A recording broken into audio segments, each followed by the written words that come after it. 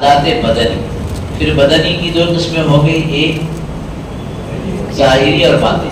ظاہری میں آپ نے نماز کی مثال دی، قرآن کریم کی تلاوت، اور بھی ہم رہیں گے تسبیح کا پڑھنا۔ باطنی عبادات بدنی باطنی، عبادات بدنی باطنی۔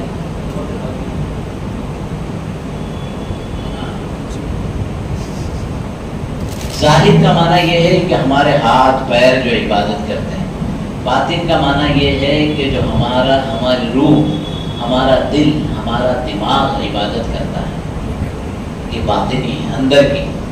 جیسے بیماریاں ہوتی ہیں نا، ایک بیماری ہوتی ہے کہ آدمی کے ہاتھ کو زخم ہو گیا تو اس کا علاج کر رہا، اور ایک ہارٹ کی بیماری ہے، بھائی ہارٹ تکلیف ہے بتاؤ تو صحیح، نظر آتی، بخار نظر آ رہا ہے، یعنی اس معنی کر کے کہ آدمی کے جسم پر اس کا اثر ہے، یا جسم کے اوپر جو زخم ہے اس کے اثرات اس کو نظر آتے ہیں۔ تو باطنی بیماریاں، اس لیے اللہ ہمیشہ کہتے ہیں بغض، حسد، کینہ، عداوت، یہ ساری کیا ہیں؟ باطنی بیماریاں ہیں۔ اور باطنی عبادات کیا ہے؟ اپنے دل کو صاف ستھرا رکھنا، اپنے دل کو اللہ سے جوڑنا، اپنی نیتوں کو۔ میرے بھائیوں، بہت اہم امر کی طرف آپ سب کو اشارہ کر رہا ہوں، اس سے پہلے پوچھنا چاہوں گا کہ آپ میں سے کس کی اولاد ہے، بچے کس کے ذرا ہاتھ اٹھائیں۔ ماشاءاللہ۔ دیکھیے اس وقت ارتداد کا جو مسئلہ ہے، ارتداد کی خود دو قسمیں ہیں۔ ایک عملی ارتداد، جیسے جامع مسجد بمبئی میں نماز پڑھنے والا سال ہر سال سے رمضان المبارک میں اپنے بیٹے کو لے کر آتا ہے کہ مولانا صاحب، مفتی صاحب، حافظ صاحب جو بھی ملاقات کے لیے ملتے ہیں کہ بھئی ہمارا بچہ جو ہے قرآن کے عقیدے سے منہ موڑتا ہے، کہ قرآن کو اللہ کی کتاب نہیں مانتا، نماز کوئی دینی فریضہ ہے اس کو نہیں مانتا۔ یہ ہو گیا ظاہری ارتداد۔ ظاہری ارتداد بہت خطرناک ہے، لیکن اس سے زیادہ خطرناک ہے باطنی ارتداد۔ یعنی ہمارا بچہ 5 وقت کی نماز پڑھ رہا ہے، ہمارے ساتھ ہی قرآن کی تلاوت بھی کرتا ہے، کبھی ایک لفظ سے ہمیں ایسا نہیں کہتا کہ مجھے اللہ اور اس کے رسول کی تعلیمات میں کوئی اشکال ہے، لیکن اس کے دل کے اندر باتیں ہیں۔ کیا نماز پڑھنا ضروری ہے؟ کیا یہ مسجد کا ہونا ضروری ہے؟ کیا یہ اسلام معاذ اللہ کوئی سچا اور حقیقی مذہب ہے؟ یہ جو شکوک ہے اور اس کے پیچھے یہ جتنے بزرگ بیٹھے ہیں، میں سمجھتا ہوں، میرا اپنا اندازہ ہو سکتا غلط ہے، کہ 95% لوگ جانتے بھی نہیں کہ ہو کیا رہا ہے، کس طریقے کی ریسرچ ہو رہی ہے۔ میں کل صبح کی بات ہے، ایک دعوت و تبلیغ کے بڑے ذمہ دار جنہوں نے برطانیہ کے اندر، یو کے اندر، جن کے والد نے دعوت کا دروازہ کھولا، بہت بڑا کام کیا، دارالعلوم ڈیوسبری بہت بڑا مرکز ہے، اور ہزاروں لاکھوں لوگوں کے اسلام اور دین کا سبب اور ذریعہ بنے۔ ان کے فرزند کے ساتھ تھا، ان کے پاس یو کے کا بھی پاسپورٹ ہے اور یو ایس کا بھی پاسپورٹ ہے، لیکن ماشاءاللہ بالکل جو ہے اسلام۔ وہ کہتے ہیں کہ ہمارے امریکہ میں تو 25% مسلمز آر لیونگ اسلام، 25% لوگ اسلام چھوڑ رہے ہیں۔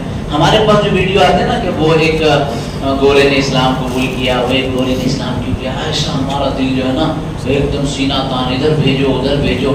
ہم وہ چھوٹے سے نفع کو، بہت بڑی بات ہے، لیکن یہ جو دوسرا اثر ہے، کہا کہ دوسرے ممالک میں ایک جو ہے نا تحریک چلی ہے، اس تحریک کا نام ہے ایکس مسلم۔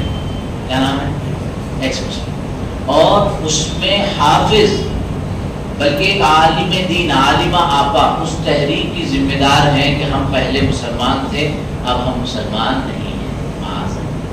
تو ڈرنے کی بات ہے کہ ہمارے بچے باطنی فکری ارتداد کے بڑی تعداد میں شکار ہو چکے ہیں، اور ہمارے پاس تو وقت ہی نہیں ہے ان سے بیٹھ کے بات کرنے کا، پوچھنے کا، ان کو مطمئن کرنے کا، ان کو مسائل۔ اور یہ تحریک جو ہے وہی بتا رہے تھے کہ بلینز آف ڈالر اس تحریک کے پیچھے خرچہ کیے گئے۔ یہ گیمز جو بچے کھیلتے ہیں، اور ہماری مائیں کھانا بنا نماز وقت پہلے ہوتا تھا کہ ذکر و تلاوت کیے، ابھی یہ ہوتا ہے کہ بچے کے ہاتھ میں کارٹون دے دیا کہ کارٹون دیکھتے رہے بیٹا، وہ کارٹون دیکھتا ہے تو اطمینان سے کھانا بناتی ہے۔ یہ کارٹون جو بنانے والے ہیں یہ پوری پلاننگ ہوتی ہے اس کے پیچھے کہ کس طرح سائیکولوجیکل نفسیاتی طور پر بچے کے ذہن کو دین سے بیزار کیا جائے، اسلامی تعلیمات سے بیزار کیا جائے۔ اور یہ بات کہاں سے میں نے بولی؟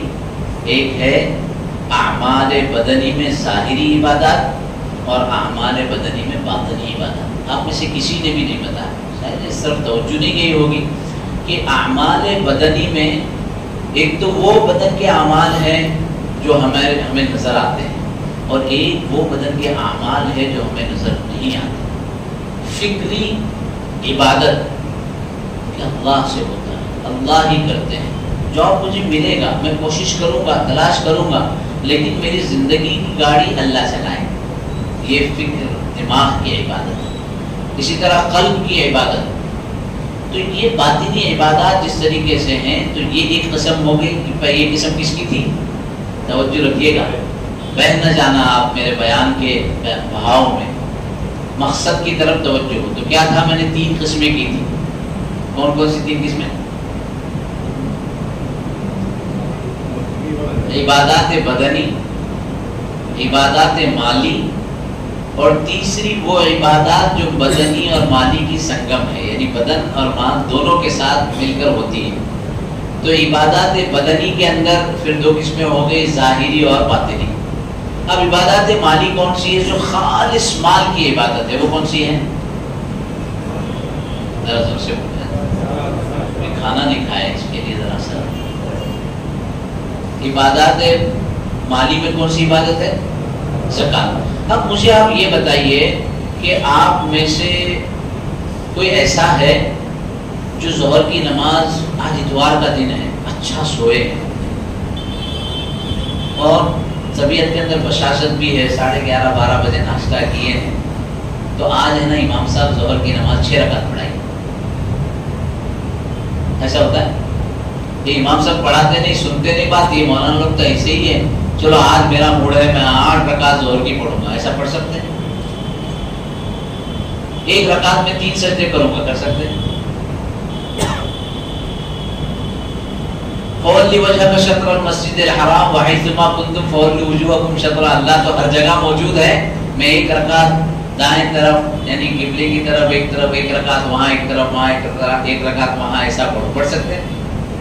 دیکھیے عبادات میں نماز کی عبادت کو کتنا اہتمام کے ساتھ کہ ہمیں ہاتھ کیسے اٹھانا ہے، ہمیں رکوع کیسے کرنا ہے، نماز سے پہلے کی شرائط کیا ہے، نماز کے اندر کے شرائط کیا ہے، ارکان کیا ہے، واجبات کیا ہے، نوافل کیا ہے، اس کا اہتمام کرتے ہیں، کرتے نہیں کرتے؟ تکبیر تحریمہ سے لے کر سلام تک کے سارے مسائل بالکل مربوط ہے، اس لیے کہ وہ ظاہری عبادت جس کو عملی طور پر ہم نے سیکھا ہے، اور اگر نہیں سیکھا ہے تو آج بھی موقع ہے۔ ہمارے اللہ والوں کی مجلسوں میں تو بزرگوں کی بھی بھائی نماز صحیح کرو، نماز درست کرو، اس لیے کہ جس کی نماز درست اس کی ساری عبادتیں درست ہیں۔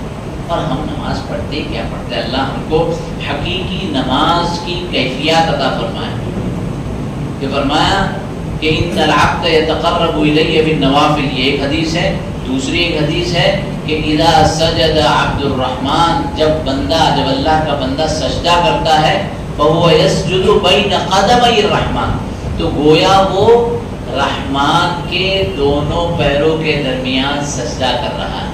اب ظاہر ہے کہ یہاں کوئی اس کی ظاہری کیفیت نہیں ہے، بلکہ جب سجدے میں چلے جائیں، یہ تو اور بات ہے، سجدہ تو بہت دور کی، یہ جب اللہ اکبر، یہ اللہ اکبر ہے نا، یہ کیوں ایسا ہاتھ اٹھا کے پیچھے کرنے کا ہے؟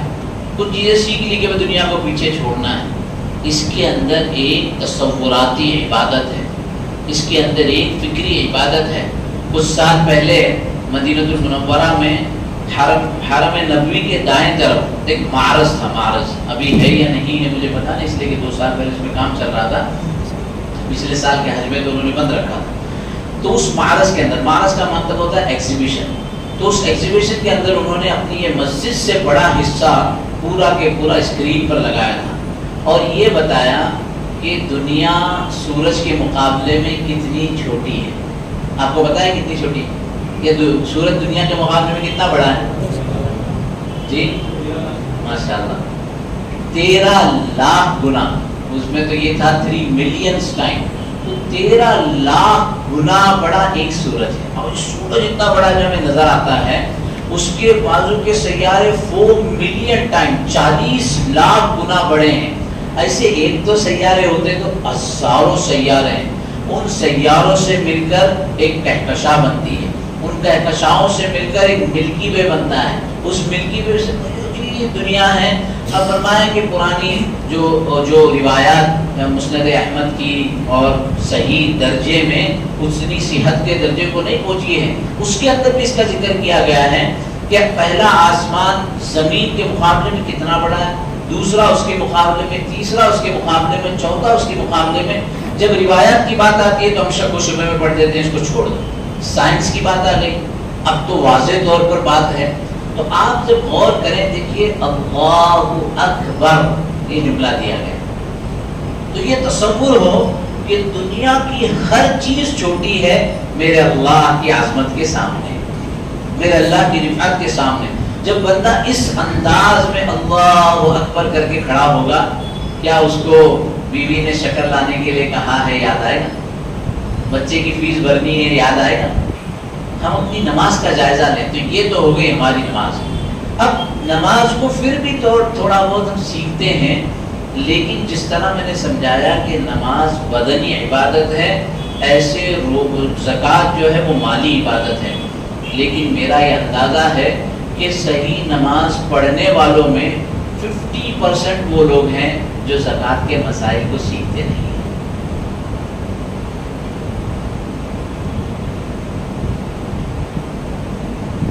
سجدے میں کون سی دعا پڑھنی چاہیے؟ کیا پڑھتے ہیں سجدے میں آپ؟ سبحان ربی الاعلی. فرض ہے یہ سنت ہے یہ نفل ہے یہ واجب ہے یہ مستحب ہے، کیا ہے؟ کیا ہے جی؟ سجدے میں جو دعا پڑھی جاتی ہے وہ کیا ہے؟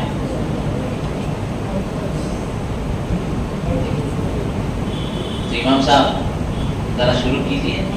ارکان اور فرائض اور فرض میں کتنا بڑا فرق ہے، ذرا پیچھے سے بتائیں میں کیا ہے امین بھائی؟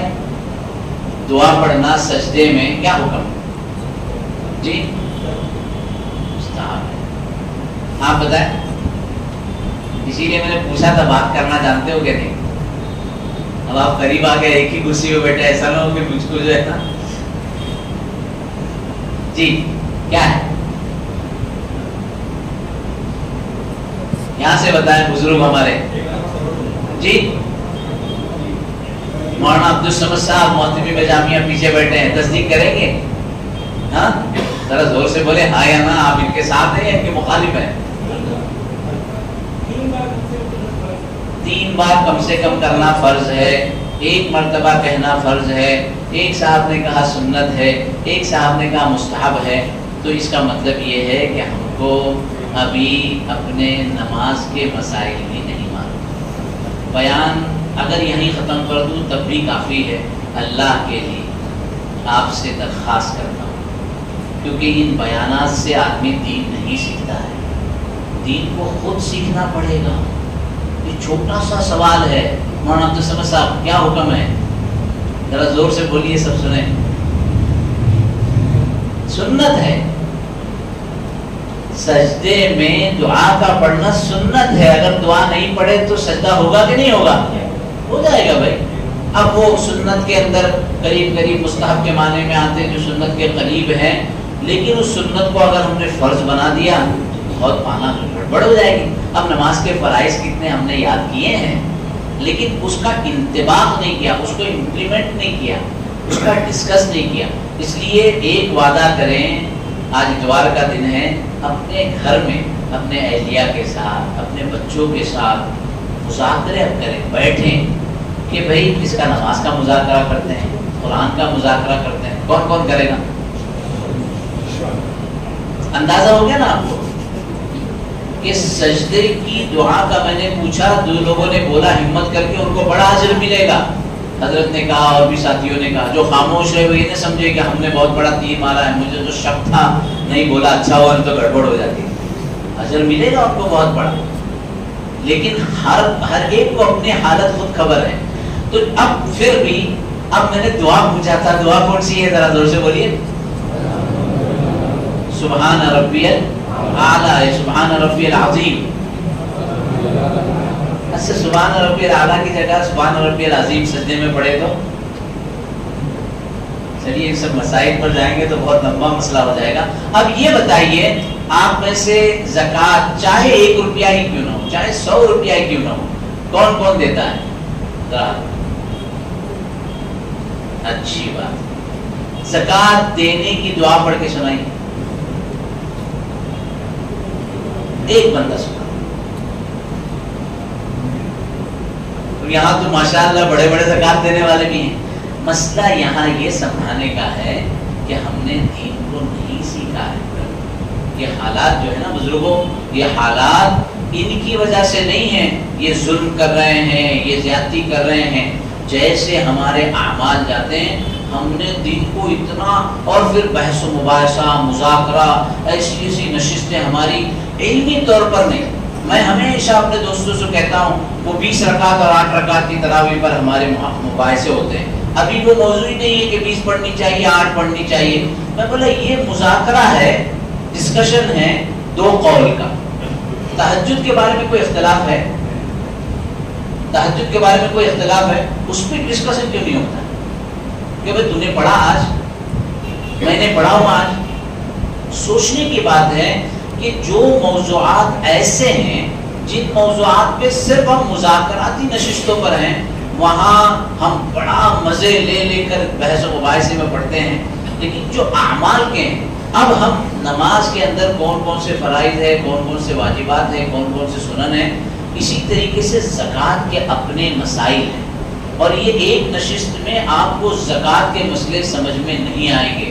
میرے پاس یہاں اگر وہ لوگ جو بلڈنگیں بناتے ہیں اور جو بلڈرز ہیں وہ تو کان کھول کے سنیں اور یہ میرا پیغام اپنے دوستوں تک پہنچائیں. اگر میری آواز کو ریکارڈ کر رہے ہیں تو دوستوں تک پہنچائیں.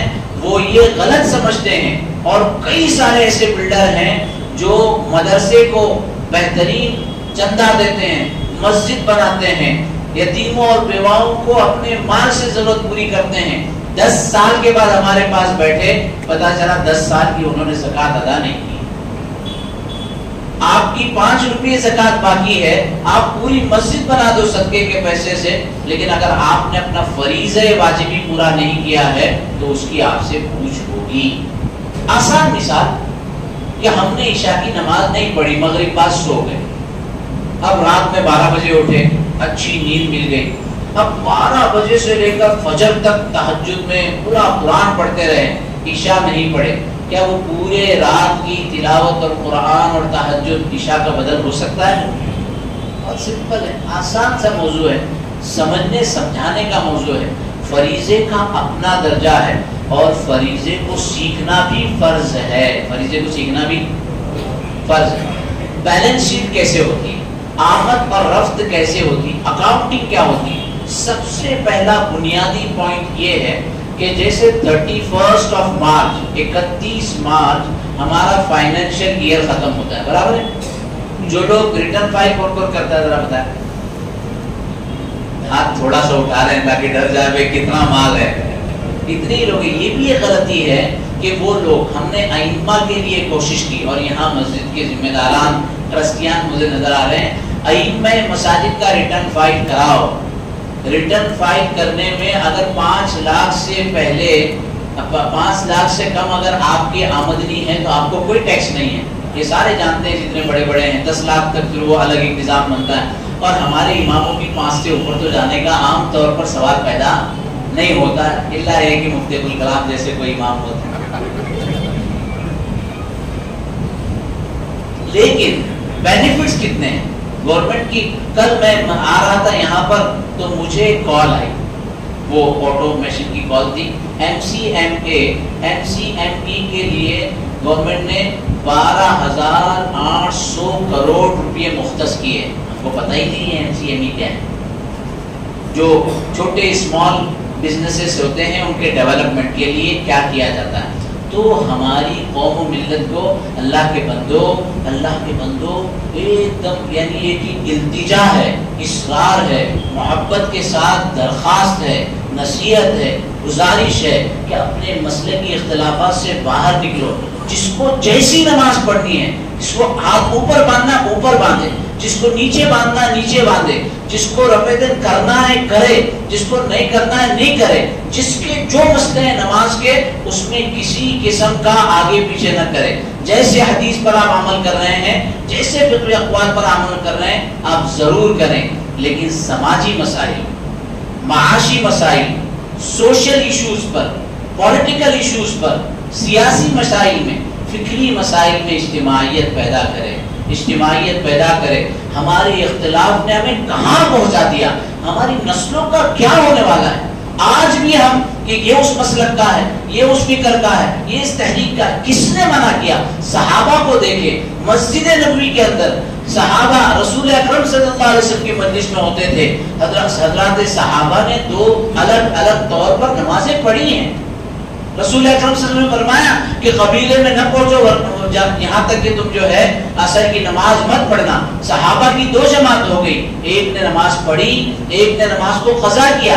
رسول اکرم صلی اللہ علیہ وسلم نے دونوں میں سے کسی ایک کو بھی غلط نہیں کہا. تو ہاتھ جوڑ کے یہ درخواست ہے، کیونکہ میں اسی بستی کا ہوں، میں نے اسی جگہ تراویح بھی پڑھائی ہے، میں نے اسی جگہ اعتکاف بھی کیا ہے اللہ کی رضا کے خاطر. اب یہ اپنے مسلکی اختلافات کو اس حد تک رکھے. کوئی نہیں کہتا آپ کو کہ آپ حنفی ہے تو شافعی بن جائے، شافعی ہے تو صوفی بن جائے، صوفی ہے تو سلفی بن جائے. کوئی نہیں کہتا آپ کو. آپ اپنی جگہ مضبوطی کے ساتھ قائم رہیں، اپنے دلائل کا موقع پر اظہار کریں. لیکن سماجی مسائل میں کیا بتاؤں. ہمارے ایک ساتھی اچھی طرح میں جانتا ہوں، ان کی اہلیہ 20 سال سے وہ بڑے پروفیشنل اسکالر ہیں، موٹیویشنل اسپیکر ہیں، اور وہ کامن اسٹیج پر اپنے پروگرام رکھتے ہیں جس میں سماجی مسائل آپ کے کیسے حل ہوں گے، تعلیمی مسائل کیسے حل ہوں گے. اور ان کی اہلیہ ایک دوسرے مسلک کے مزاج کے مدرسے میں پڑھانے جاتی ہے، عالمہ ہے، 20 سال تک پڑھا رہی ہے.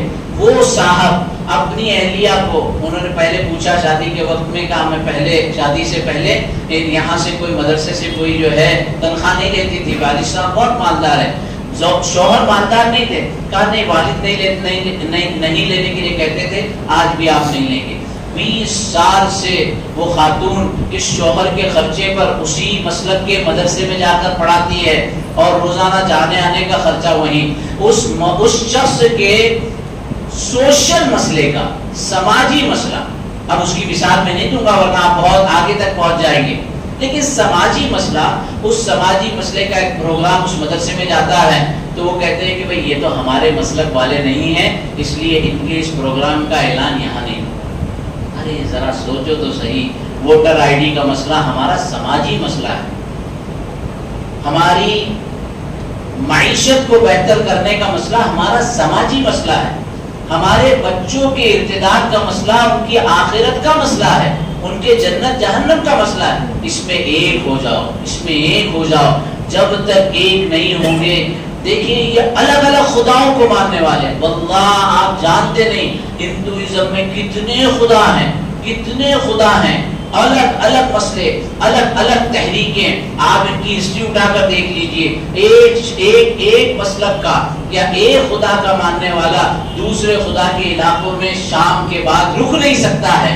اتنے شدید اختلافات کے باوجود وہ ہماری مخالفت میں اپنے الگ الگ خداؤں کے باوجود مجتمع ہو گئے ہیں. ہم ایک اللہ کو ماننے والے، ہم ایک رسول کو ماننے والے، اسلامی تعلیمات کی بنیادیں ہمارے پاس ہیں، چھوٹی چھوٹی باتوں کی وجہ سے اختلاف کا شکار.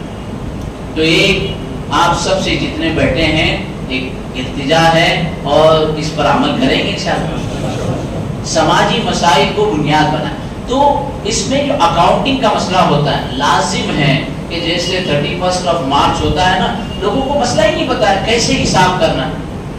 ٹھیک ہے ہاں ہم نے دے دیا، دیکھیے میں ایسے شخص کو جانتا ہوں، میں سال بھر ہم زکوٰۃ دیتے رہتے ہیں اور میری زکوٰۃ تو کتنی آتی ہوگی، ایک مثال میری 10 لاکھ آتی ہوگی تو میں تو 20 لاکھ دیتا ہوں۔ کان کھول کے سن لیجیے، اگر آپ نے اکاؤنٹنگ نہیں کی، اگر آپ نے حساب و کتاب نہیں کیا اور ایسے ہی کیف و متفق دیتے رہے، آپ کی 1 روپیہ بھی زکوٰۃ ادا نہیں ہوگی، اگرچہ کہ زیادہ دے دیا۔ ہاں آپ نے حساب کیا، ایگزیکٹ فگر آپ کو نہیں آ رہا ہے، تھوڑا کم زیادہ، اس میں آپ چاہتے چلو 19-20 تو میں 1 روپیہ زیادہ دے دیتا ہوں، وہ ایک الگ مسئلہ ہے۔ آپ کو پتہ ہی نہیں ہے کہ آپ کا بینک بیلنس کتنا ہے، آپ کا گولڈ کتنا ہے، اسٹاک میں آپ نے کیا خرید کر رکھا ہوا ہے، فکس ایسٹ کیا ہے، اس کے بعد آپ کی بزنس کی ترتیب کیا ہے، تجارت کے مال کی زکوٰۃ کی ترتیب کیا ہوتی ہے، گولڈ کے زکوٰۃ کی ترتیب کیا ہوتی ہے، پتہ ہی نہیں ہے، اور سب ایسے اندازہ لگا کے آپ زکوٰۃ دے رہے ہو، آپ کی زکوٰۃ ادا، ذرا زور سے بولیے، نہیں۔ میں بہت سال پہلے کلیان میں ایک جگہ پر امامت کے لیے تھا، ایک واقعہ سامنے آیا کہ ایک صاحب ہے، بہت بڑا مال ہے ان کا اور کئی ساری پراپرٹیز ہیں۔ یہ پوائنٹ کی باتیں درمیان میں اشارے کے ساتھ ساتھ، ایک تو اکاؤنٹنگ کا ایئر آپ کا فائنلائزڈ ہونا چاہیے، 1 رمضان، 15 شعبان، 31 دسمبر۔ ہمارے ایک دوست ہے، ہم لوگ نے کہا کہ ہم لوگ 31 دسمبر کرتے ہیں، بالکل ہے، کرو آپ سال ختم ہونے پر حساب کر دو، رمضان میں دشواری ہوتی ہے، آپ نے طے کر دیا، اس کے بعد آپ بیفور ٹائم بھی دے سکتے ہیں، جس کو زکوٰۃ قبل الوقت کہتے ہیں، اور جب رمضان آ جائے تو اس وقت بھی آپ دے سکتے ہیں، لیکن اکاؤنٹنگ ضروری۔ تو ایک صاحب جو ہے بڑا اللہ نے نوازا تھا، کروڑوں بدر مالک ہیں، تو رمضان میں اپنے مال کی 2 شاپ کو، 2 دکانوں کو جو ہے، جی ہاں یہ بہت اہم، ماشاءاللہ ہمارے شعیب چاوڑے صاحب نے توجہ دلائی ہے، اور کیونکہ یہ سر ہے نا، اسکول کے ٹیچر ہیں، تو ذرا بھی گنجائش جو چھوڑتے نہیں ہیں۔ دیکھیے فائنینشیل ایئر 2 الگ الگ ہوتے ہیں، ایک ہوتا ہے شرعیت کا سال اور ایک ہوتا ہے ہمارا جو ہے انگلش کیلنڈر۔ تو انگلش کیلنڈر میں اور اسلامک کیلنڈر میں 10 سے 12 دن کا فرق آتا ہے۔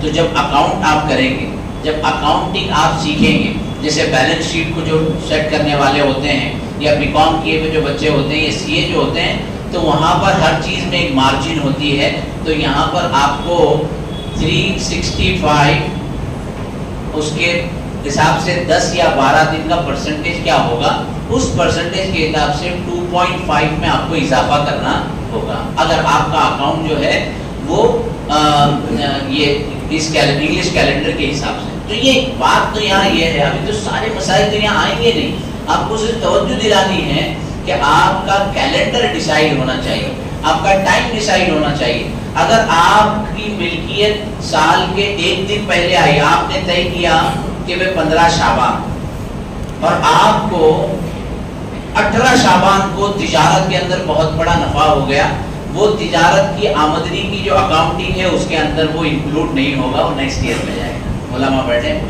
اور اگر 12 شعبان کو آپ کو بڑا نفع ہوا، آپ کہیں گے 2-3 دن ہی تو ہوئے، تو مال تجارت کی اکاؤنٹنگ کا نظام الگ ہے، جو ڈیٹ آپ نے طے کیے اس ڈیٹ کے اوپر حساب ہوگا، اور وہ سارا کے سارا اس کے اندر کیا ہوگا، انکلوڈ۔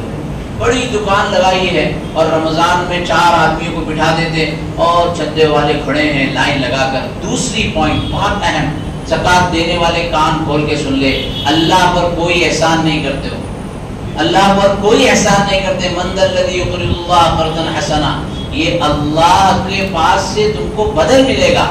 زکوٰۃ کا معنی اور مفہوم کیا ہے؟ What is the meaning of zakat? The word زکوٰۃ کے میننگ کیا ہے؟ تطہیر القلب، تطہیر البدن، تطہیر المال، آپ کا مال پیوریفائڈ ہو جائے گا، صاف ستھرا ہو جائے گا، آپ کا بدن صاف ستھرا ہو جائے گا، آپ کا ذہن صاف ستھرا ہو جائے گا۔ آپ یقین کریں، آپ مجھے سوپارا میں ایک آدمی ایسا نمونے کا اٹھا کر دکھائیے کہ یہ 100% صاف ستھرا زکوٰۃ کا نظام کرنے والا ہے۔ ہو سکتا ہوگا، میرے علم میں نہیں ہے. اور وہ پھر مجھے بتایا کہ دیکھیے میرا یہ سسٹم ہے، میری یہ دکانیں، میرا یہ بزنس، میری یہ کاروبار، میری یہ گولڈ، میرا یہ اسٹاک، میری یہ سارا کا میں اس طرح نظام. ایک آدمی نکال کے دکھائے.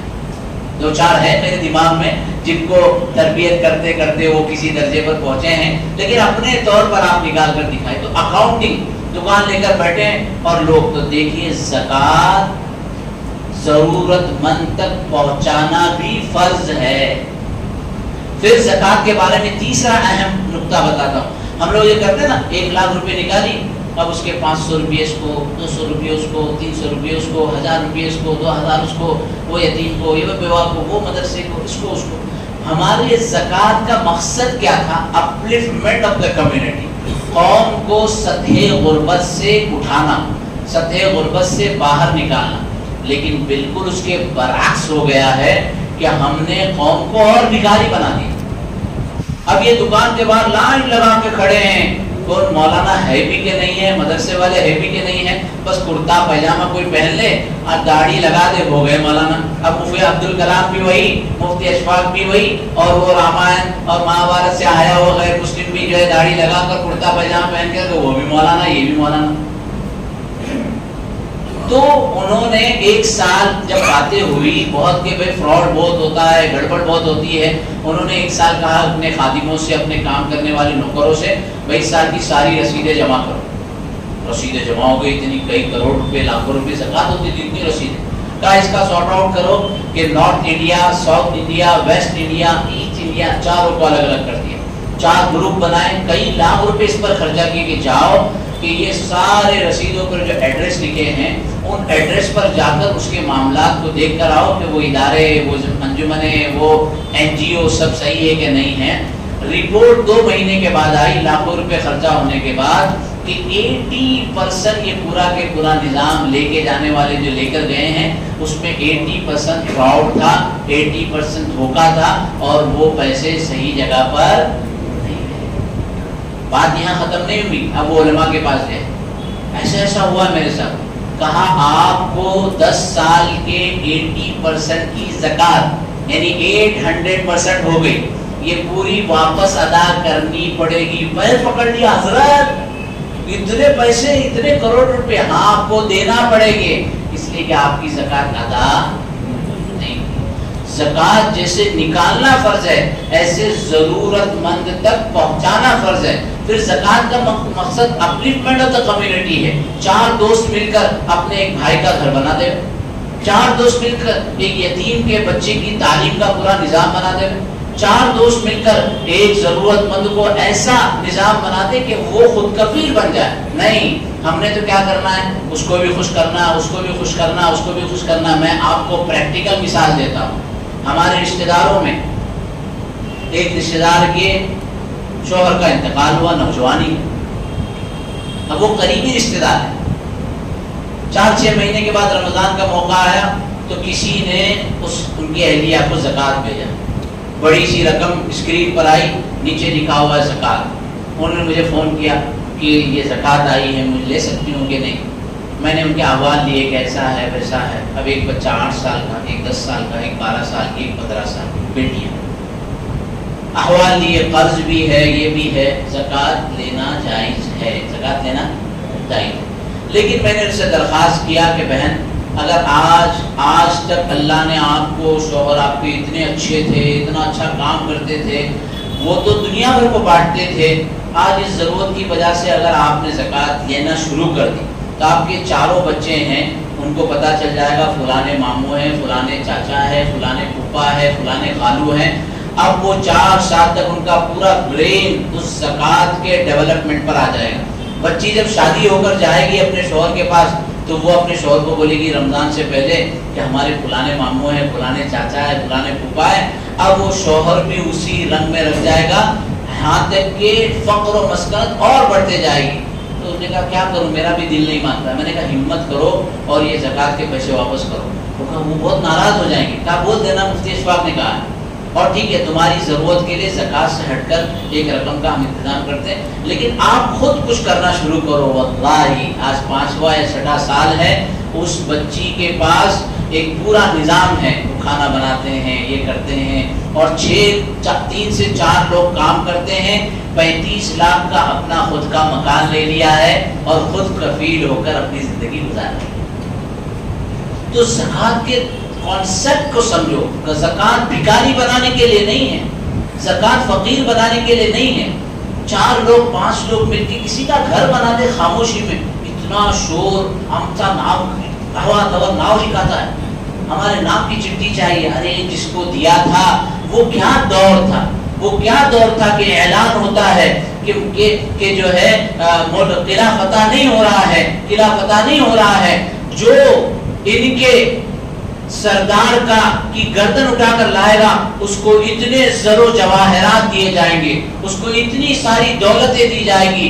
ایک بڑا سا مجاہد رات کی تاریکیوں میں اپنے آپ کو رسوں سے باندھ کر ساتھیوں کو کہا کہ اندر پھینکو، اپنے جان کی بازی لگا کر اندر گیا اور وہ گردن اٹھا کر لے کر آیا، پورا قلعہ فتح ہو گیا، اعلان ہو گیا پورے قلعے کے اندر کہ وہ کون مجاہد ہے، وہ آنکھوں کے سامنے آئے، ہم اس کو انعام دینا چاہتے ہیں۔ ایک دن اعلان، دوسرے دن اعلان، تیسرے دن اعلان، امیر جماعت نے قسم کھائی کہ میں قسم کھا کے اس شخص کو اطلاع کرنا چاہتا ہوں کہ اگر وہ حیات ہے، اگر وہ شہید نہیں ہوا ہے تو مجھ سے آ کر ضرور ملے۔ رات کی تاریکی میں ان کے جو آرمی کے جو اسٹاف ہوتے ہیں ان کے پاس ایک شخص آتا ہے کہ میں اس شخص کا نام جانتا ہوں جس نے یہ گردن لے کر آئی ہے، میں لیکن آپ میں سے کسی کو نہیں بتاؤں گا، میں امیر کو بتاؤں گا۔ فوراً جا کر اطلاع دی، وہ شخص آیا، کہا دروازے بند کرو، میں تنہا امیر کو بتاؤں گا۔ جب دروازے بند ہوئے تو کہا کہ امیر مملکت، وہ گردن میں نے ہلائی تھی، آپ کی قسم کی وجہ سے آیا ہوں۔ کہا وہ انعام، کہا مجھے یہ انعام نہیں چاہیے، میں اس کا انعام اللہ سے لوں گا، اس لیے کہ میں نے اللہ کے لیے یہ کام کیا تھا، اللہ کے لیے یہ جو ہے قلعہ فتح کیا۔ جاتے جاتے کہتا ہے میرے گھر کا حال یہ ہے کہ 3 دن سے میرے گھر کے اندر چولہا نہیں جلا ہے اور میرے بچوں کے پاس کھانے کے لیے کچھ نہیں ہے، لیکن میرا اللہ میرا محافظ ہے، اور آپ کو قسم ہے کہ آپ اس نام کا ذکر کسی سے نہیں کریں گے۔ آج تک تاریخ میں اس شخص کا نام نہیں ہے۔ اللہ کی رضا ڈھونڈو، اللہ کی رضا اللہ سے لینا سیکھو۔ یہ کیا تماشا ہے، میرا نام نہیں لکھا، ہاں میرے نام کے ساتھ اعلان کرو، ہدیے دیتے ہیں، تحفے دیتے ہیں، تو اللہ کی رضا کے لیے عمل کرو۔ اور زکوٰۃ کا مقصد یہ ہے، 4 6 8 لوگ ٹھیک ہے، بھائی آپ 10 لوگ ہیں، 10 دوست مل جائیں، جو آپ چھوٹی چھوٹی زکوٰتیں دیتے ہیں، ظاہر ہے کہ کچھ بہنیں، کچھ یتیم، کچھ بیوہ آپ کی، لیکن کچھ ایک بڑا کام تو کرو، کسی کو کاروبار پر سیٹ کر دو، کسی کی دکان بنا کر دے دو، کسی کی رکشہ بنا کر دے دو، کسی کے لیے گھر کا انتظام کر کے دے دو، وہ اپنے زندگی کا خود کفیل ہوگا، مرتے دم تک آپ کو یاد کرے گا، اور یاد کرے نہ کرے اس مولا نے، اس آقا نے جس کے لیے آپ نے کیا ہے، وہ آپ کے معاملات کو خوب جانتے ہیں، اور پھر اللہ تبارک و تعالی آپ کو برکتیں عطا کریں گے۔ تو 3 4 اہم پوائنٹ، ایک تو یہ سب سے پہلا کیا تھا، ذرا مذاکرہ کریں کہ جیسے نماز کے مسائل سیکھتے ہیں ایسے زکوٰۃ کے مسائل کو سیکھیں گے انشاءاللہ، کیونکہ انفرادی طور پر ابھی کچھ سوال جواب کے انداز میں کچھ باتیں سامنے آئے گی، جیسے ہمارے شعیب بھائی نے ایک سوال کیا تو اس کے جواب میں ایک بات آئی، لیکن اصل یہ ہے کہ ہم کو اپنے معاملات خود سیکھنے ہیں۔ دوسری بات کہ زکوٰۃ کی اکاؤنٹنگ بہت ضروری ہے۔ جیسے آپ کی کمپنی بڑی ہو جاتی ہے، آپ کے پاس ٹائم نہیں ہے، تو آپ کس کو رکھتے ہیں، ذرا زور سے بولو، سی اے کو رکھتے ہیں، اکاؤنٹنٹ کو رکھتے ہیں۔ مفتی ابوالکلام صاحب آپ کو کس نے متعین کیا ہے اپنے زکوٰۃ کے اکاؤنٹنگ کے لیے؟ کوئی ہے پورے نارا سپارہ؟